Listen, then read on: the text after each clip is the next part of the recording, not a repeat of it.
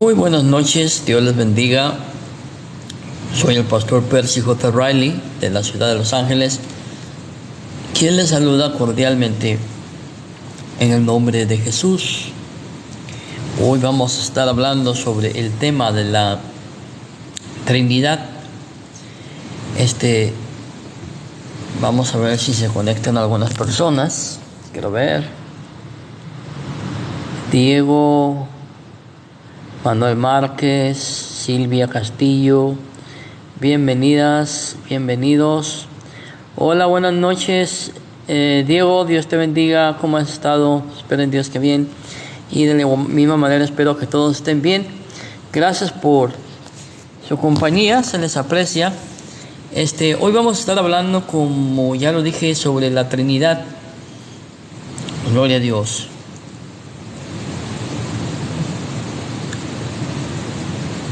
Gloria a Dios. Sin duda alguna, la doctrina de la Trinidad es el misterio más grande de la fe cristiana. La palabra misma es una contracción de las palabras tri y unidad. Y se refieren al hecho que Dios es tanto tres como uno. No son tres dioses como algunos pretenden decir, como los testigos de Jehová y los unicitarios y los de raíces hebreas, que son enemigos de la doctrina cristiana. No es que sean tres dioses, es un solo Dios en tres personas: Padre, Hijo y Espíritu Santo. En la unidad de esta deidad hay tres personas, como ya lo dije. Saludos, Pastor Percy. ¿Quién me saluda? Vamos a ver. DY76, saludos para ti también, que Dios te bendiga. Gracias por estar acá. Gracias, mi hermano Diego, bendiciones para usted y toda su familia. Entonces, es importante recordar la doctrina de la Trinidad en conexión con el estudio de los atributos de Dios. Cuando pensamos de Dios como eterno, omnipresente, omnipotente, etcétera, podemos tener la tendencia a pensar solo en Dios Padre en conexión con esos atributos. Pero todos los atributos que acabo de mencionar, la omnisciencia, la omnipresencia, la omnipotencia, son también atribuidos tanto al Hijo como al Espíritu Santo. El decir que son tres personas, Padre, Hijo y Espíritu Santo, el decir que el Hijo es la segunda persona, el decir que el Espíritu Santo es la tercera persona, no significa que el Hijo y el Espíritu Santo sean de menor rango. No, los tres son iguales en esencia, ¿sí? Entonces,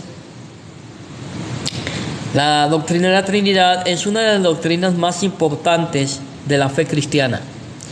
Si usted no cree en la Trinidad, usted no puede ser cristiano. Por 2000 años la iglesia ha creído en la Trinidad. 2000 años. Hay algunos enemigos de la fe cristiana, como los testigos de Jehová, los unicitarios, que dicen que la Trinidad fue un invento de la iglesia católica. Eso es una mentira.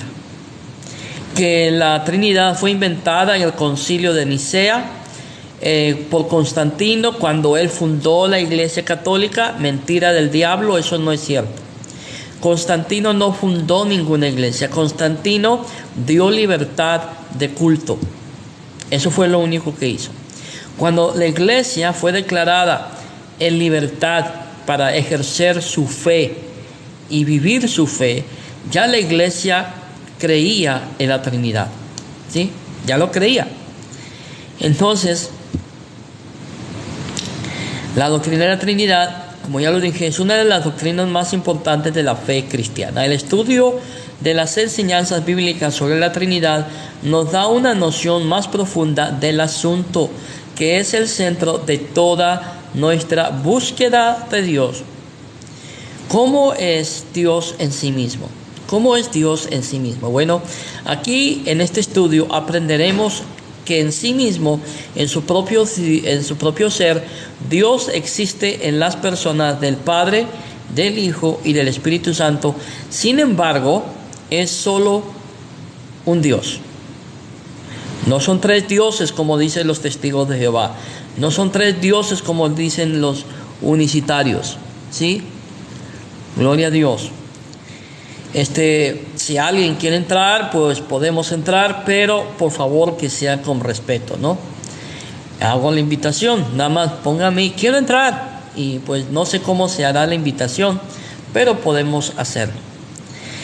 Ahora, veamos lo que nos explica o cuál es la base bíblica para poder definir la doctrina de la Trinidad. La base bíblica es que Dios existe eternamente como tres personas: Padre, Hijo y Espíritu Santo.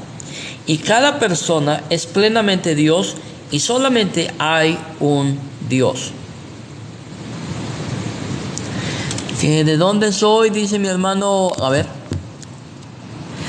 mi hermano Diego dice que de dónde soy. Bueno, originariamente soy de Guatemala, pero vivo aquí en Los Ángeles, California. ¿Sí?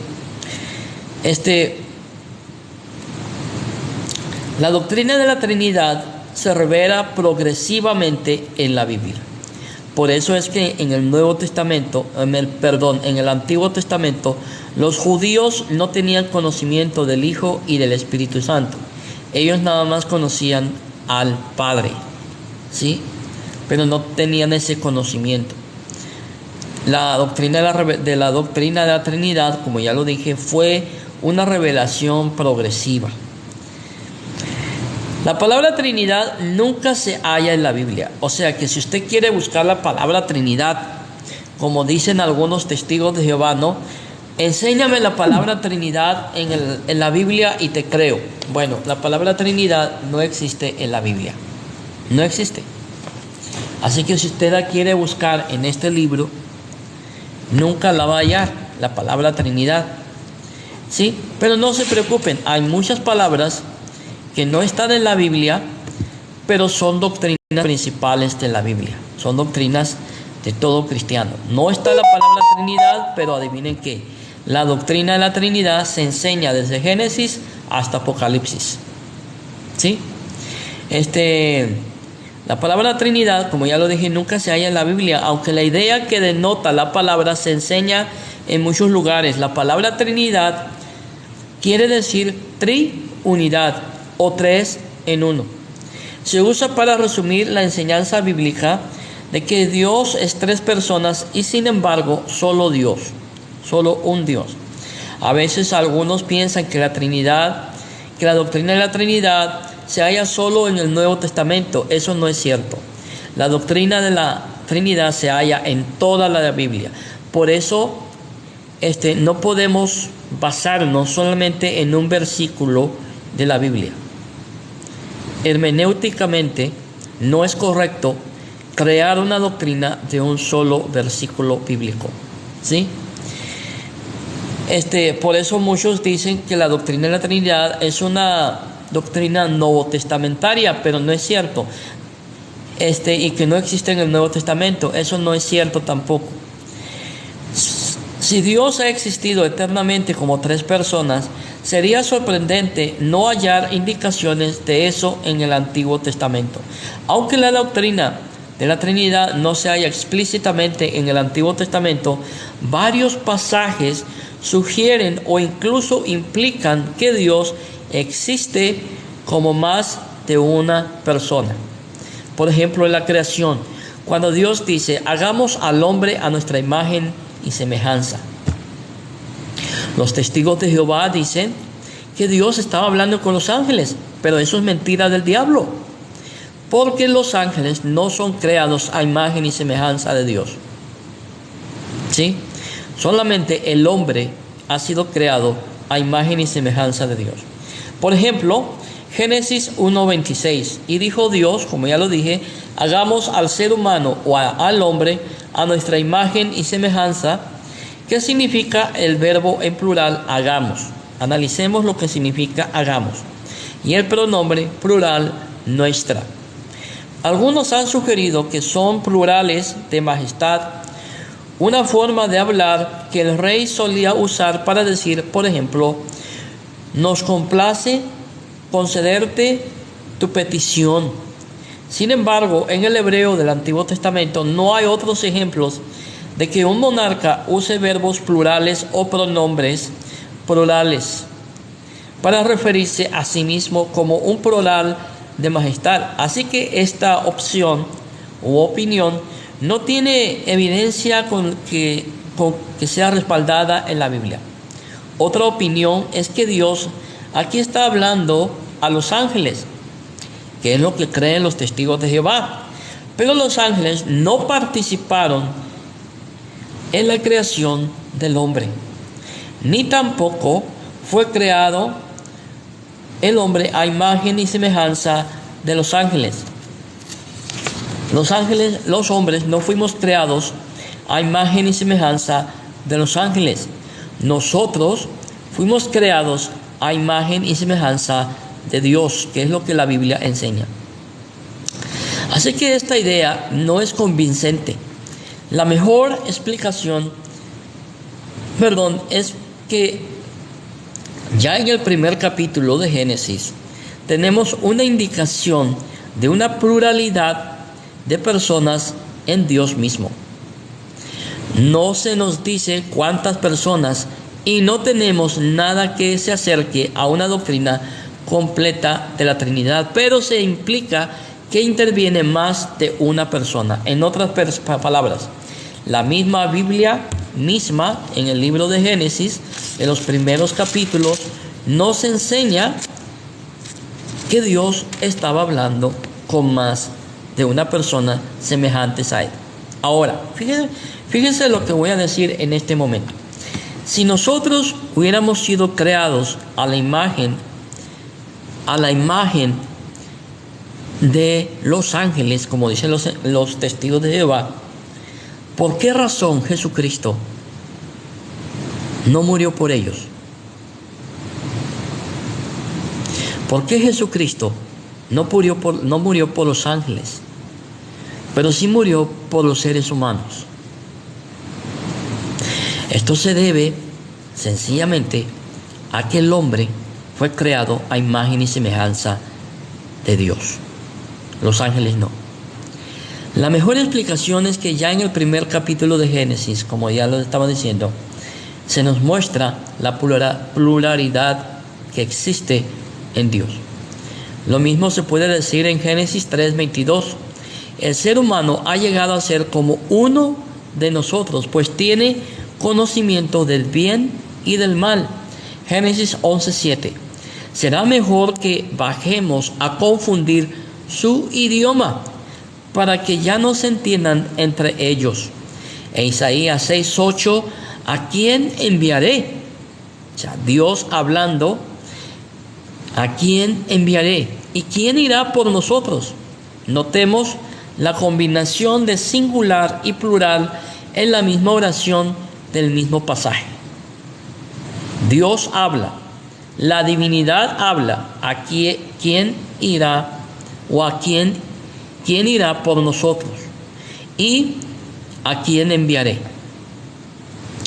Es más, hay pasajes donde una persona se le llama Dios o el Señor y se distingue de otra persona de quien también se dice que es Dios. Salmos 45, versos 6 al 7. El salmista dice: tu trono, oh Dios, permanece para siempre. Tú amas la justicia y odias la maldad. Por eso Dios te escogió a ti y no a tus compañeros. Tu Dios te ungió con perfume de alegría. Aquí el santo va más allá de escribir algo que se pudiera decir de un rey terrenal y llama al rey Dios en el verso 6. Me permiten en un momento, ya se me apagó la luz. Tengo que leer las notas. Gloria a Dios.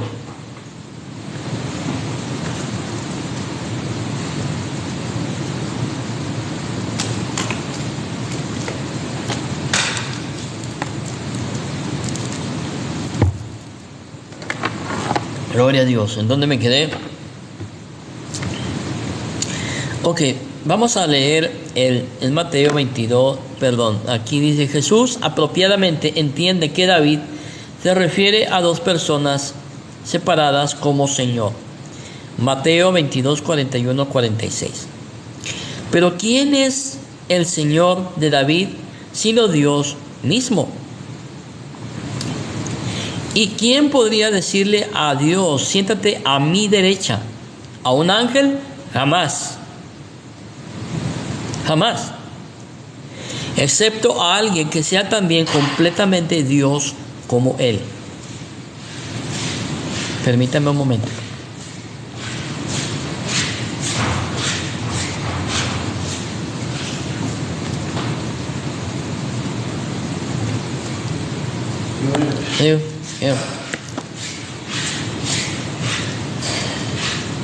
Gloria a Dios. Ok, ya puedo.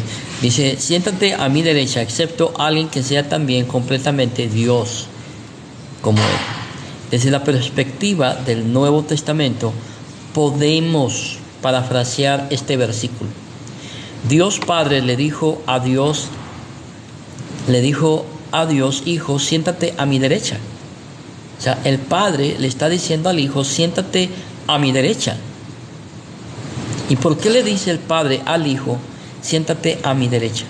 ¿Sabe lo que simboliza la mano derecha en la Biblia? La mano derecha en la Biblia significa autoridad. Entonces, el Padre le dice al Hijo: siéntate a mi derecha. ¿Sí? Pero incluso sin la enseñanza del Nuevo Testamento sobre la Trinidad, parece claro que Dios estaba consciente de una pluralidad de personas en un solo Dios. Jesús, por supuesto, entendía esto, pero cuando les pidió a los fariseos una explicación de este pasaje, nadie pudo responderle ni una sola palabra. ¿Por qué? Porque ellos no conocían esa doctrina. No les había sido revelada. ¿Sí? Y desde ahí, ese día, ninguno se atrevía a hacerle más preguntas. Mateo 22, 46. A menos que estén dispuestos a reconocer una pluralidad de personas en un solo Dios. Los intérpretes judíos de la Biblia hasta este día no tienen una explicación más satisfactoria de Salmos 110, verso 1, o de Génesis capítulo 1, verso 26, o de los demás pasajes que acabamos de considerar, que la que tuvieron en el día de Jesús. Gloria al Señor Jesús. Examinemos ahora Isaías capítulo 63, verso 10. Dice: del pueblo de Dios que se rebelaron y afligieron a su Santo Espíritu. Al parecer sugirieron que el Espíritu Santo es otra persona distinta de Dios, como de Dios mismo es su Santo Espíritu, y que este Espíritu Santo lo afligieron, lo que sugiere características de capacidades emocionales de una persona distinta. El problema con los unicitarios y con los testigos de Jehová es no poder entender lo que significa una persona. Cuando un unicitario habla de personas, este hombre o esta persona entiende que se está hablando de una persona como yo, como usted, que tiene 2 ojos, 2 oídos, una nariz, una boca, 2 manos, 2 pies, un cuerpo físico. No. Cuando hablamos de persona, estamos hablando de una persona, de un ser que tiene emociones, que piensa, razona, que puede hablar, que se siente alegre, que se siente contento, que se emociona, que se entristece. Por eso la Biblia dice que se rebelaron y afligieron a su Santo Espíritu, al aparecer sugiriendo que el Espíritu es otra persona distinta de Dios mismo, y es su Santo Espíritu. Entonces podemos decir que el Espíritu Santo es una persona. El Espíritu Santo no es una emoción. El Espíritu Santo no es un poder activo. El Espíritu Santo, como dicen los pentecostales, no es una sensación, una electricidad, No es el poder de Dios como dicen los pentecostales, no. El Espíritu Santo es Dios mismo, la tercera persona de la Trinidad. Y el Espíritu Santo da el poder a la iglesia. De Él emana el poder para hacer que la iglesia siga adelante. Entonces, la evidencia similar se halla en Malaquías, en donde el Señor dice, el Señor Todopoderoso responde, yo estoy por enviar a mi mensajero para que prepare el camino delante de mí. De pronto vendrá a su templo el Señor a quien ustedes buscan. Vendrá el mensajero del pacto en quien ustedes se complacen. Malaquías 3, 1 al 2. Aquí de nuevo el que habla es el Señor Todopoderoso. Se distingue a sí mismo del Señor a quien ustedes buscan, lo que sugiere dos personas separadas, a ambas de las cuales se les llama Señor. En Oseas 1:7, ¿qué dice Oseas 1:7? El Señor está hablando y dice de la casa de Judá, la salvaré por medio del Señor su Dios. De nuevo sugiriendo que es más de una persona que se le puede llamar Señor. En hebreo, Yahweh, y Dios, Elohim, en hebreo. En Isaías 48:16 dice lo siguiente. El que habla, evidentemente, el siervo del Señor, dice, y ahora el Señor omnipotente me ha enviado con su Espíritu. Aquí el Espíritu del Señor, como siervo del Señor, ha sido enviado por el Señor Dios en una misión en particular. El paralelo entre los dos objetos del envío, a mí y a su Espíritu, encajaría con el concepto de ver a ambos como personas distintas. ¿Sí? Parece significar más que simplemente el Señor me ha enviado a mí y a su Espíritu. De hecho, desde una perspectiva completa del Nuevo Testamento, que reconoce a Jesús el Mesías como el verdadero siervo del Señor, que predicen las profecías de Isaías en Isaías 48:16, tiene implicaciones trinitarias. Y ahora el Señor omnipotente me ha enviado con su Espíritu. Si las dice Jesús, el Hijo de Dios, se refiere a las tres personas de la Trinidad. En todos los versículos que acabamos de leer y que hemos explicado, vemos plenamente el hecho que cuando Dios habla de sí, lo habla en plural. En otras palabras, que hay más de una persona. La doctrina de la Trinidad es palpable en toda la Biblia y solamente hemos estado hablando en la mayoría de versículos del Antiguo Testamento. ¿Sí? No le hagan caso a personas como este que está diciendo mentiroso con letras mayúsculas. Se llama Rolly MC. No le hagan caso, ni le presten atención. No vale la pena. Sigamos adelante, que es lo más importante. Todavía más, varios pasajes del Antiguo Testamento que hablan del ángel del Señor. Y fíjense que el ángel del Señor jamás se volvió a mencionar después del nacimiento de Jesucristo. ¿O hay otro pasaje donde se mencione el ángel del Señor? No lo hay. ¿Por qué? Porque el ángel del Señor es Jesucristo. Por esto podemos hablar que el ángel del Señor sugiere una pluralidad de personas en Dios. La palabra que se traduce ángel, o sea, en hebreo, malak, significa simplemente mensajero.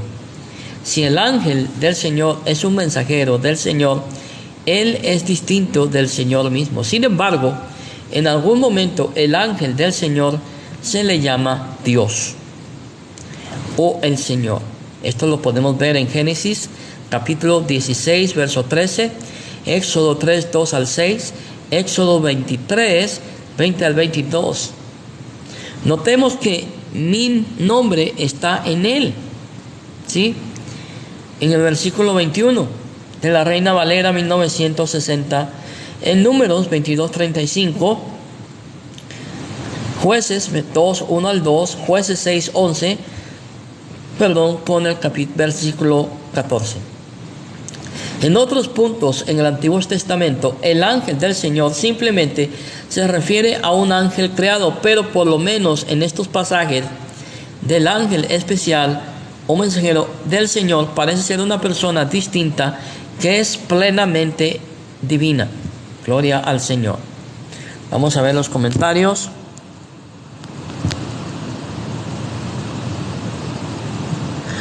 Oh, no, mi hermano, quiero ver, mi hermano Diego,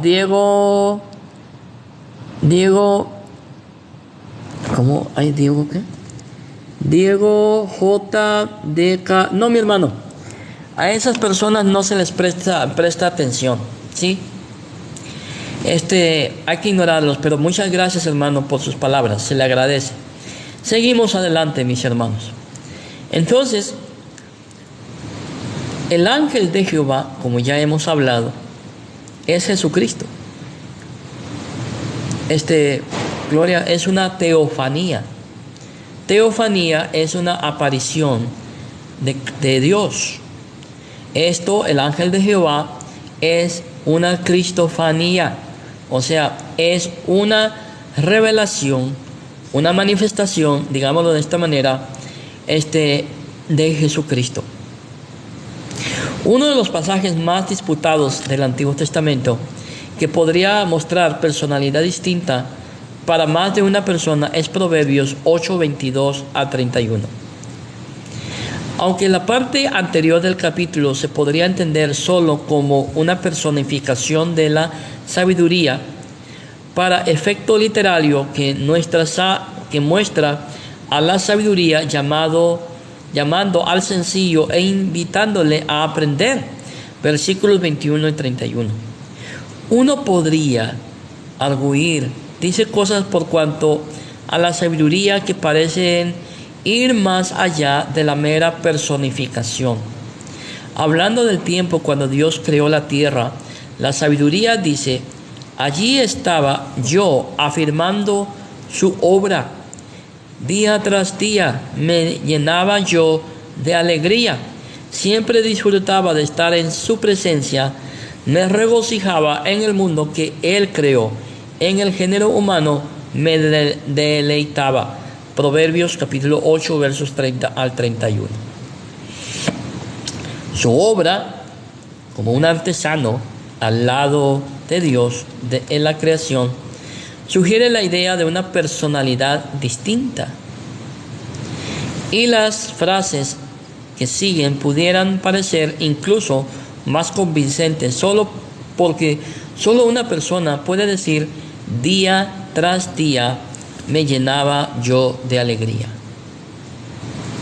Y puede regocijarse en el mundo y deleitarse en la humanidad. En otras palabras, solamente una persona puede decir: me alegraba día tras día y me regocijaba en el mundo y me deleitaba en la humanidad. Solamente una persona puede usar esas palabras. En otras palabras, yo puedo tener una idea. Sí, todos nosotros tenemos ideas. Pero solamente una persona puede decir: yo me alegro. Como por ejemplo, cuando yo llego a mi casa, yo me alegro de ver a mi esposa. ¿Sí? ¿Pero por qué? Porque yo soy una persona, como ustedes que están hoy escuchándome en este momento. Ustedes también tienen ideas, pero ustedes se deleitan cuando llegan a su casa, ven a sus hijos, ven a su esposa, le dan un abrazo, un beso, y también abrazan a sus hijos, porque los vuelven a ver, porque gracias a Dios llegaron a su hogar y vieron a su familia. Hay personas que salen en la mañana de su trabajo o en la tarde y nunca más vuelven a su casa. Pero solamente una persona pensante puede alegrarse. Y cuando en la Biblia habla de la sabiduría, el que está hablando ahí era Jesús mismo. Él es el que se deleitaba con la creación, se alegraba con la creación y se deleitaba en la creación del ser humano. Su obrar como un artesano al lado de Dios en la creación sugiere la idea de una personalidad distinta. Y las frases que siguen pudieran parecer incluso más convincentes, porque solo una persona puede decir: día tras día me llenaba yo de alegría. Y puede regocijarse en el mundo y deleitarse en la humanidad. ¿Sí? Pero si decimos que sabiduría aquí se refiere al Hijo de Dios antes de que encarnada, hay una dificultad. Los versículos 22 y 25 parecen hablar de la creación de esta persona a la que se le llama sabiduría. Sí, vamos a analizarlo, usted no se preocupe, lo vamos a analizar y vamos a llegar a la verdad. Usted no se me preocupe, como dicen los mexicanos, no se me achicopale. Permítame un momento.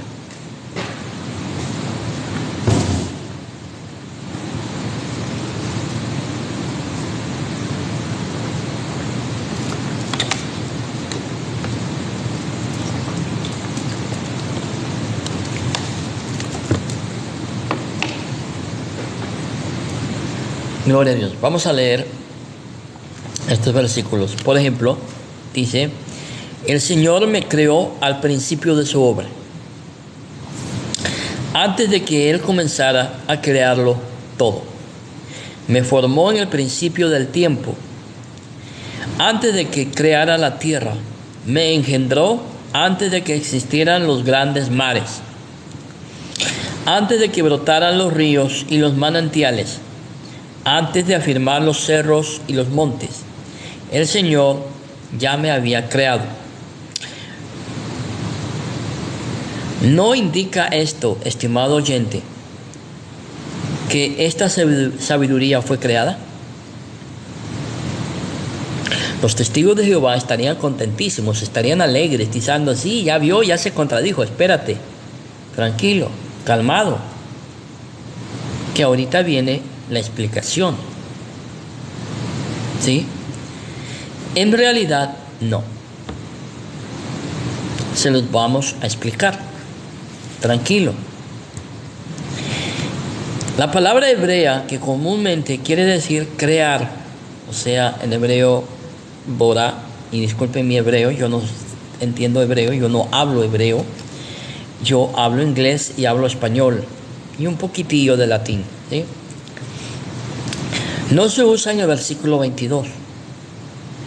La palabra que se usa es kono, o sea, K-O-N-A, creo, koná, que aparece 84 veces en el Antiguo Testamento y casi siempre significa conseguir, adquirir. El Señor me poseyó al principio de su camino, de modo similar. Note este sentido en la palabra en Génesis 39, verso 1, Éxodo 21, 2, Proverbios 4, 5, Proverbios 23, 23, Eclesiastés 2, 7 e Isaías 1, 3. Gloria a Dios. Este es un sentido legítimo y si se entiende la sabiduría como una persona real, significaría solo que Dios Padre empezó a dirigir y hacer uso de la poderosa obra creadora de Dios Hijo. Vuelvo a repetirlo por si no me entendieron. Este es un sentido legítimo y si se entiende la sabiduría como una persona real, significaría solo que Dios Padre empezó a dirigir y hacer uso de la poderosa obra creadora de Dios Hijo en el tiempo en que comenzó la creación el Padre convocó al Hijo para que trabajara con Él en la actividad de la creación. No es como dicen los testigos de Jehová, ni como dicen los unicitarios. La expresión me engendró en los versículos 24 y 25 es un término diferente, pero podría llevar un significado similar. El Padre empezó a dirigir y a hacer uso de la obra poderosa creadora del Hijo en la creación del universo. Por eso dice la Biblia, por Él fueron creadas todas las cosas. ¿Y quién es ese Él? Jesucristo. ¿Sí? Ahora veamos una revelación mucho más completa. ¿Cuánto tiempo llevo ya hablando? No quiero hablar más de... No quiero alargarme mucho porque no es sano. Bueno, pero vamos a seguir un poquito más, ¿ok? Unos 10 minutillos más. Gloria al Señor Jesús. Cuando empieza el Nuevo Testamento, entramos en la historia de la venida del Hijo de Dios a la tierra. En otras palabras, cuando comienza la historia, cuando comienza el Nuevo Testamento, y cuando yo digo que comienza el Nuevo Testamento, no me refiero a que esta parte de la Biblia, quiero ver, porque hay evangélicos que piensan que el Nuevo Testamento ya estaba escrito cuando Jesús andaba caminando en la tierra. Eso no es cierto. Eso no es cierto. El Nuevo Testamento se escribió después de los Hechos. ¿Sí? Entonces, cuando comenzamos la historia, cuando el Hijo nace de María, ¿sí? Entonces, hermanos, es cuando empezamos a ver la encarnación del Hijo en María Virgen. Era de esperarse que este gran suceso estuviera acompañado de enseñanza más explícita en cuanto a la naturaleza trinitaria de Dios. Y eso es, en efecto, lo que hallamos. Por eso en el Nuevo Testamento se revela completamente que Dios es uno en tres personas. No que sean tres dioses, son tres personas en un solo Dios. Antes de mirar esto en detalle, podemos simplemente mencionar varios pasajes donde se menciona juntas a las tres personas de la Trinidad. Cuando Jesús se bautizó, en ese momento se abrió el cielo y vio al Espíritu de Dios bajar como o en forma de una paloma y posarse sobre él. ¿Sobre quién? Sobre Jesús. Y una voz decía desde el cielo: este es mi Hijo amado, y estoy complacido en él. Mateo 3, 16 al 17. Es sorprendente cómo los unicitarios y los testigos de Jehová, enemigos de la fe cristiana, pueden torcer este versículo o estos versículos y decir que ahí no está la Trinidad, cuando la Trinidad está sumamente clara en ese versículo. Jesús está siendo bautizado, sale del agua, desciende el Espíritu Santo en forma de paloma, se posa sobre Jesús, el cielo se abre, hay una voz que dice: este es mi Hijo amado en quien yo tengo mi complacencia. Tres personas. Aquí en un mismo momento tenemos a los tres miembros de la Trinidad desempeñando tres actividades distintas. Dios Padre habla desde el cielo. Dios Hijo siendo bautizado. Y el Padre habla desde el cielo. Y Dios Espíritu Santo desciende del cielo para posarse y capacitar a Jesús para su ministerio. ¿Qué más podríamos decir? Más claro ni el agua.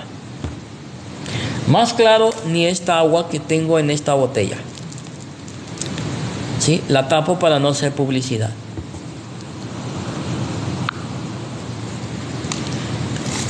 Gloria a Dios. Al final de su ministerio terrenal, Jesús dice a sus discípulos que vayan y hagan discípulos de todas las naciones, bautizándolas en el nombre del Padre, y del Hijo, y del Espíritu Santo. Mateo 28, 19. Ahora déjenme decir algo sobre Mateo 18, 19. Los unicitarios sostienen que Mateo 28, 19 no está en la Biblia, porque la Biblia, el Nuevo Testamento, fue escrito en hebreo. Y en hebreo no existe Mateo 28, 19. Ahora, curiosamente, déjenme decirles algo. No existe ninguna sola evidencia de que el Evangelio de San Mateo fuera escrito en hebreo. Existe una pequeña cláusula que dice o que habla de Mateo 28, 19 en hebreo, pero resulta